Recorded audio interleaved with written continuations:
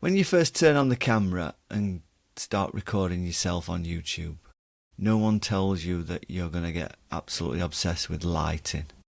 And I think I have become a bit obsessive with lighting. And my lighting's rubbish. And I'll hold my hands up.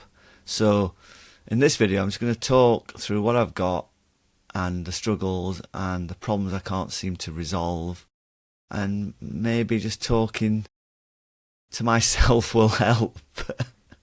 So in the previous video, in the previous lighting video, which I'll link above, I've got these two little nice VD LED panels that I bought that look like they got decent reviews on Amazon. They've got an on-off little switch, and you can change the colour, you can change the intensity. So this side one, that one can go all the way up there. You can change the white balance, and obviously you can switch them on and off. Problem is that they're very small, not even 20 centimeters, so that they're very sort of harsh. And the thing you've got with lighting is the bigger the light source, the softer it is, the smaller it is, the harsher it is.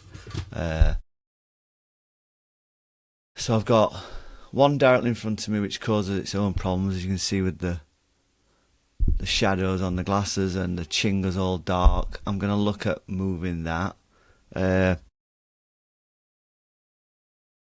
Ideally, you want to find just enough light for your face that you don't lose the colour at the back. So I think I need the colour at the back because it's without it really is like a bit,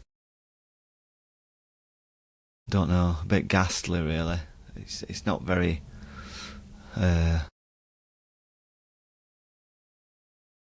flattering really, and a bit off colour. It's a bit weird. But the problem with it, because it's this like a cream wall, no other colour apart from this sort of blue or moving into a little bit of green actually looks alright. Because if you try doing like a red, it just, I don't know what happens, it just looks awful. And if you go bright blue, it looks terrible. Oranges don't look great, especially with me being pasty. So this like blue is about the only thing that works. You could just go white, but then I don't look as good.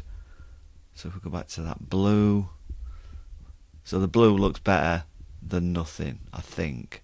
But the problem is, like without the light, without the backlight, I look not too badly lit, I think, there.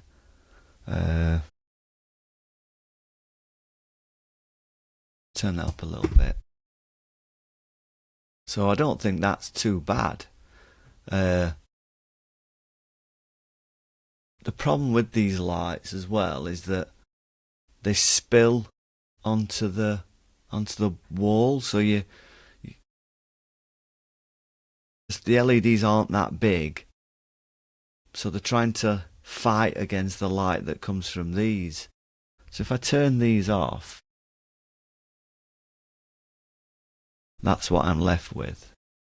I see the camera trying to adjust the ISO. But if I turn those on, you can see how bright they can be.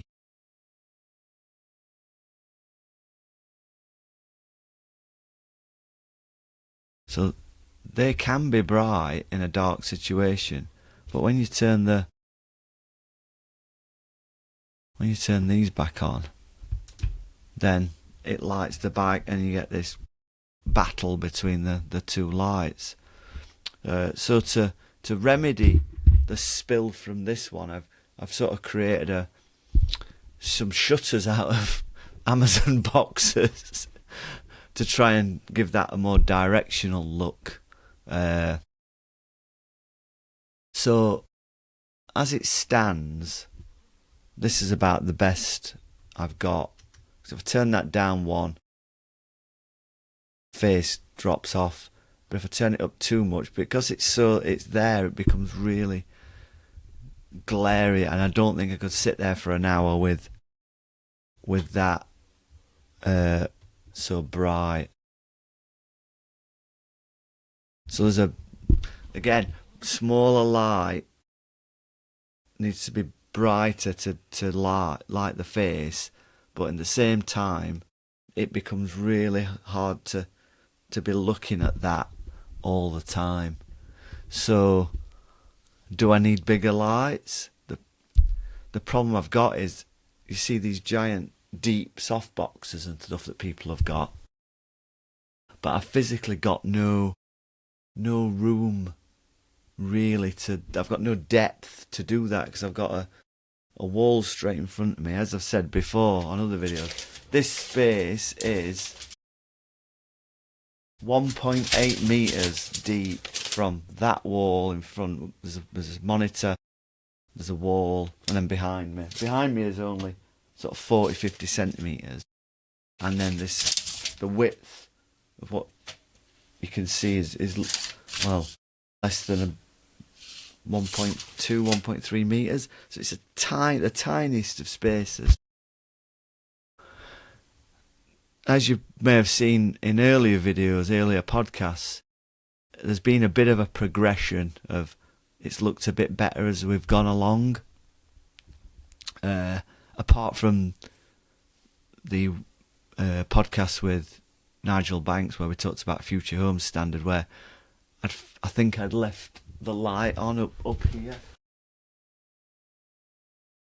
and I ended up with like horrible white balance and an orange looking head. Yeah, I'm gonna have a play now, and I'm gonna move this one here, and I'm gonna go to the standard recommendation of 45 degrees high, 45 degrees high. I'm gonna move this light now, and we'll come back and we'll see if it's any better. See you in a bit. So now I've moved the left nice VD light to the same height as the right one, and but with them being up there, they're so much nicer. They're not even in your peripheral vision, so they're not glaring at you. Let's turn both of these down. So that's both lights down onto one.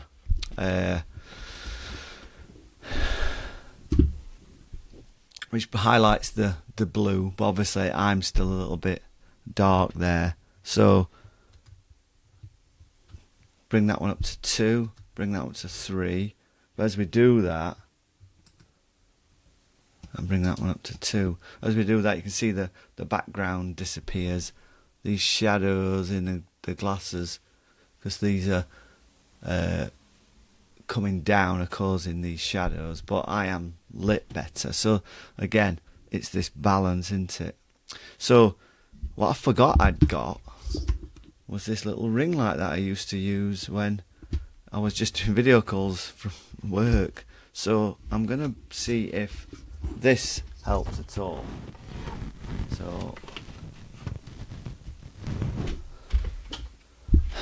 So again, this is a very cheap thing off Amazon, and again, it's almost like the same controls as the nice VD. Maybe it is even a nice VD. I don't know. I've had it that long. So let's switch that on. Ooh. So let's put that down. So that is the lowest, and that all seems maybe too bright. So let's turn everything down to 1. So that's everything down to 1. If I look up, you can just see the ring light there, so that's something to avoid doing. But is that better now than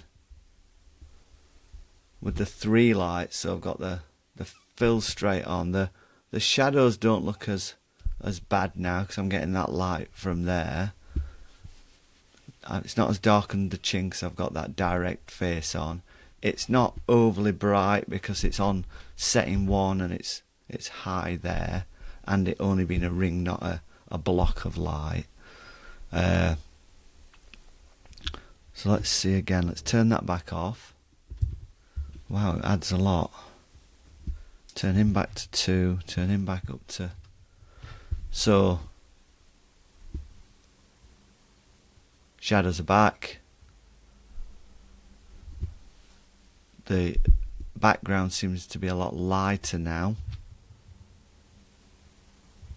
Whereas if we go back to there, and then switch him on.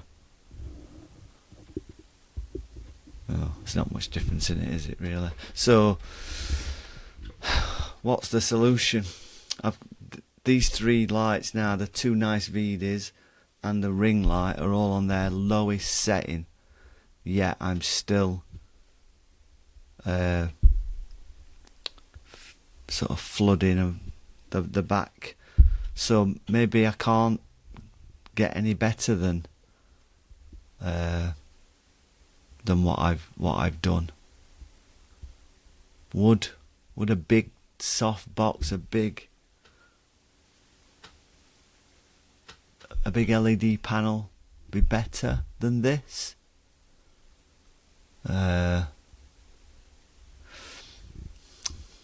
Is it worth spending more time and money at this? Is it good enough for what I'm wanting to do, which is just do occasional talk to camera videos and podcasts? Do I need to worry about it anymore? Because I'm not worried about it. It's more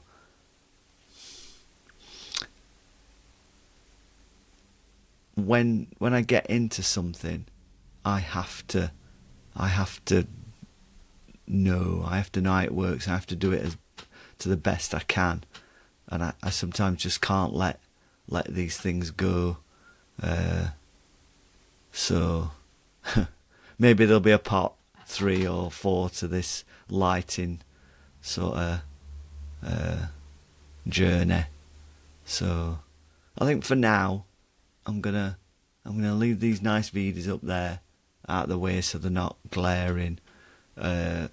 Might keep this ring light, although it is a bit, I still think it might be a bit bright, so maybe I'll move it a bit more, or somehow try and diffuse it a little bit.